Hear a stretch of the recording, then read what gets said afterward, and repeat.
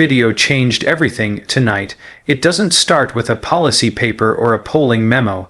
It starts with a face filling the screen, unblinking, unflinching, refusing to look away. Jasmine Crockett doesn't speak at first. She doesn't need to. Donald Trump's voice does the talking for her, ricocheting through the air with familiar cruelty, calling her low ick, sneering at her intelligence, laughing at the idea that she could ever matter. The insults stack up one after another, like punches meant to humiliate, and then she turns her gaze directly toward the camera, toward the country, toward every voter who's ever been told they don't belong. In that moment, something shifts. This isn't just a campaign video, it's a dare, a challenge, a line drawn in the sand of American politics, and for Texas Democrats, it feels like a warning shot that the race they thought they understood has just been blown wide open. Because Texas isn't just another state, it's the obsession, the dream that never quite materializes. Election after election, Democrats convince themselves this time will be different, that demographics and demographics alone will finally flip the map blue. And every time, reality hits back hard. Losing Texas has become a kind of ritual humiliation. So when a Senate race opens up here, it's not theoretical, it's personal. It's about pride, identity, and who gets to define the future of a party that claims to stand for inclusion and dignity. That's why this moment matters, because Jasmine Crockett isn't running quietly. She's running like someone who understands the assignment. She's not asking permission. She's not softening her edges. She's taking the very insults designed to shrink her and turning them into fuel. And suddenly, the question isn't whether Texas Democrats can win. It's what they're willing to become in order to try. On one side, there's a vision of politics as persuasion, ideas carefully explained, coalitions patiently built. On the other, there's politics as confrontation, as emotional truth, as standing in the fire and daring the other side to blink first.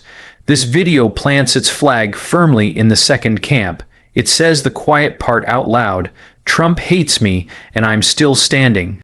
What are you going to do about it? For viewers watching at home, especially immigrants, people of color, anyone who's felt dismissed or talked down to, the effect is electric. This isn't abstract ideology. It's recognition. It's the feeling of seeing someone who looks like you refuse to be humiliated on a national stage. Social feeds light up. Group chats buzz. Clips start circulating with a simple message underneath. Finally, someone who fights back. But beneath the applause, there's tension, because fighting back is not the same as winning, and turning outrage into power has a complicated history in American politics. The very tactics that energize can also hollow out. The very moments that feel righteous can leave unanswered questions about substance, strategy, and what comes after the applause fades. That's where the debate truly begins. Not just between candidates, but between philosophies of power. Is this what victory looks like now? Is standing against Trump enough, or is it a shortcut that leads nowhere? As the camera fades from Crockett's unyielding stare, one thing is clear. The Texas Senate race is no longer about who has the best resume. It's about who understands the emotional reality of this moment. And to see how we got here, you have to understand the battlefield itself, because the forces colliding beneath this race were already moving quietly, relentlessly, waiting for the spark that would expose everything nationwide next. Section 2, the setup Texas, the white whale Texas is the mirage that never stops shimmering. For decades, Democrats have chased it across the desert of electoral maps, convinced that the next census, the next suburb, the next wave of new voters will finally tip the balance. Every cycle, donors whisper hope, strategists sell destiny, and pundits swear the math has changed. And every cycle, Texas snaps back red, leaving behind frustration, denial, and a quiet question nobody wants to say aloud. That's why this Senate race feels different before a single vote is cast. It's not just another contest against a Republican machine. It's a test of identity.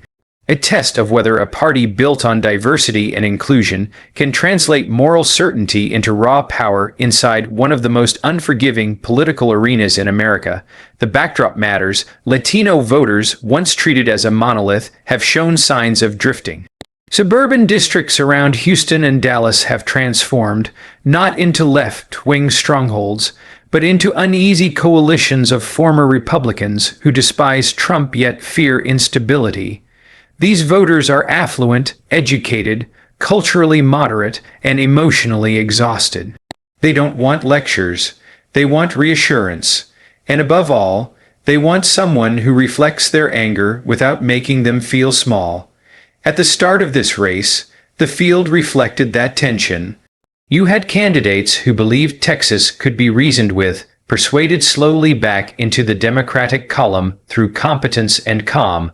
Colin Allred fit that mold, steady and familiar, a reminder of an older strategy that prioritized credibility over confrontation. Then there was James Talarico, younger, sharper, hungry to speak to a generation raised on podcasts and moral arguments. He talked about faith, fairness, and the possibility that politics could still be a thoughtful exercise. For a moment it looked like that might be enough. Like Texas Democrats could win by sounding smarter, kinder, more rational than the opposition. But beneath the surface, something was shifting. The base wasn't just tired of losing. They were tired of explaining themselves to people who had already made up their minds. Tired of being told to wait, to compromise, to soften their pain into something more palatable. This is the environment Jasmine Crockett walks into. A party wrestling with whether its future lies in persuasion or projection, in ideas or identity. Her entry doesn't just add another name to the ballot. It forces a choice. Do Democrats want a candidate who tries to make Texas comfortable, or one who makes Texas confront itself? The stakes couldn't be clearer, because whoever emerges from this primary won't just carry a party banner. They'll carry a theory of how power works now. And as the field reshapes and expectations collapse, one candidate's approach begins to look less like a gamble and more like a reckoning waiting to happen. Behind closed doors, consultants recalibrate, donors hedge, and activists whisper about momentum like it's weather rolling in from the horizon. The math hasn't changed overnight, but the mood has. Suddenly, the question isn't who polls best on paper, but who can survive the emotional brutality of a modern primary. And in that calculation, charisma becomes currency, conflict becomes clarity, and hesitation becomes fatal. As the race narrows and alliances quietly shift, one figure finds himself exposed by this new reality, admired for his intellect yet vulnerable to it. Because in a contest defined by feeling, the most dangerous position is trying to explain what others are desperate to feel next. That vulnerability will soon define the battle ahead, and reveal why good intentions alone can collapse under the weight of hunger in the spotlight of Texas. Section 3. Antagonist backstory. The intellectual's trap. James Talarico enters this story as the kind of candidate political professionals love on paper. Young, articulate, earnest, and deeply convinced that arguments still matter. He speaks in complete sentences, he references values, he believes sincerely that Texas can be reasoned with if only someone explains things clearly enough, and in another era, that might have been enough to carry him to victory. Talarico builds his appeal carefully. He talks about faith without cruelty, morality without dominance.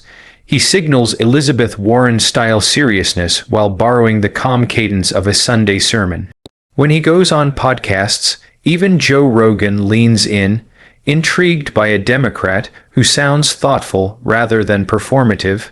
To supporters, he feels like proof that politics does not have to be reduced to shouting. That dignity can still win, but this is where the trap begins to close. Because the voters Talarico is trying to reach are not undecided in the way he imagines. The suburban Texans he courts are not searching for intellectual frameworks. They are searching for emotional validation. Many of them are former Republicans who did not drift left because of policy charts or white papers. They left because Trump embarrassed them, because he violated their sense of order, respectability, and self-image. They are angry, not curious, and anger does not want to be explained to. It wants to be mirrored. Talarico's language asks voters to think when they are desperate to feel. His strategy assumes a political environment where persuasion still outruns polarization. But the ground has shifted beneath him. What once looked like moral seriousness now risks looking like hesitation. What once sounded principled now feels cautious. In a moment defined by raw confrontation, thoughtfulness begins to read as distance. There is also the subtle problem of audience. Talarico's style resonates with upper-middle-class liberals who already feel comfortable in politics, the kind of voters who see themselves as reasonable, informed, and above the mess. But Texas Democrats, especially those who feel trapped under permanent Republican rule, are not looking to feel reasonable. They are looking to feel powerful. That's why his campaign begins to feel strangely out of sync with the hunger in the room. While others speak in moral urgency, he speaks in measured appeals. While the base wants a champion, he offers a case, and in a primary shaped by grievance and identity, that distinction becomes fatal. None of this makes him wrong. It simply makes him vulnerable, because politics does not reward being correct when the crowd is aching to be seen. And as the race tightens, it becomes clear that Talarico is not facing a traditional opponent. He is facing a mood, a demand, a collective impatience that has no interest in being educated. It wants a symbol, a weapon, a release. And as that realization spreads quietly through the party, the question is no longer whether Talarico has good ideas. The question is whether good ideas can survive what is about to come next. Behind the scenes, advisors sense it too. Smiles tighten. Talking points repeat. Momentum stalls without announcing itself. The applause he earns is polite, not electric. Respectful, not desperate, and in modern primaries, desperation is energy. It moves money, attention, algorithms. As cameras linger elsewhere, Talarico keeps speaking as if the room will eventually catch up. But history is unkind to candidates who arrive with answers when the crowd is demanding a reckoning, and that mismatch will soon expose him to forces far larger than any campaign. Section 4. Protagonist Backstory Jasmine Crockett. The fighter Jasmine Crockett does not enter this race as an idea. She enters as a presence, shaped by courtrooms, confrontations, and the hard knowledge that power only respects those willing to claim it without apology. Her story is not theoretical. It is practiced, sharpened, and earned under pressure, where weakness is exploited and hesitation is punished. Before Congress, she learned how to speak when interruption is strategy, how to stay composed while opponents sneer, and how to turn disrespect into leverage. That discipline defines her political posture, calm on the surface, steel underneath, waiting for impact. It's why moments gravitate toward her instead of passing by. Nationally, Jasmine Crockett becomes recognizable not through legislation, but confrontation. Viral exchanges, clipped hearings, sound bites where she refuses to be diminished. Conservatives rage, liberals cheer, and something important happens: attention. In modern politics, attention is oxygen. She understands this instinctively, not as cynicism, but survival. She carries contradictions, and she does not hide them. Standard Democratic positions, complicated votes, alliances that frustrate purists. Critics point to Israel, to crypto, to policies she does not champion. But none of it sticks, because the race she's running isn't ideological. It's emotional, and emotionally, she meets voters where they are, not where strategists wish they'd be. The redistricting blow to her congressional seat becomes a catalyst. Texas politics tells her to shrink, to retreat, to wait her turn. She does the opposite. She escalates. The Senate race is not an ambition. It's a refusal to be erased quietly. Where others calculate likability, she projects inevitability. Her charisma is confrontational, not soothing. She does not promise to lower the temperature. She promises to survive the heat. For voters who feel besieged by permanent Republican rule, that posture feels like relief. At last, someone who sounds like how they feel when the cameras are off. She is not offering a roadmap, she's offering representation, not symbolic representation, but emotional, the kind that says, I see what you're up against, and I'm willing to stand in front of it with you. That promise doesn't require explanation, it requires nerve, and Crockett has plenty. When her launch video drops, it doesn't ask for sympathy, it dares the audience to choose. Trump's insults aren't contextualized, they're weaponized. She doesn't argue against them, she absorbs them, then hands them back as proof. Proof that she matters, proof that she's a threat, proof that the right is afraid. For a base starved for defiance, this is catnip. For party elites, it's terrifying, because once you reward this kind of politics, you can't pretend it's an accident. You've chosen a fighter, not a translator, and fighters don't stop swinging when it's inconvenient. That's the appeal, that's the risk. As her entry ripples outward, other campaigns feel suddenly small. Colin Allred's eggs, it reads less like strategy and more like surrender. The lane narrows, donors watch engagement metrics. Activists watch clip counts. The party begins behaving as if a decision has already been made. Momentum doesn't announce itself, it accumulates. Jasmine Crockett isn't asking whether Texas is ready.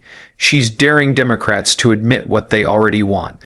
Someone who will hit back, someone who will not apologize for surviving, someone who makes the fight visible, and as that desire crystallizes, the contrast with her remaining rival sharpens, because one side of this race is about explaining Texas.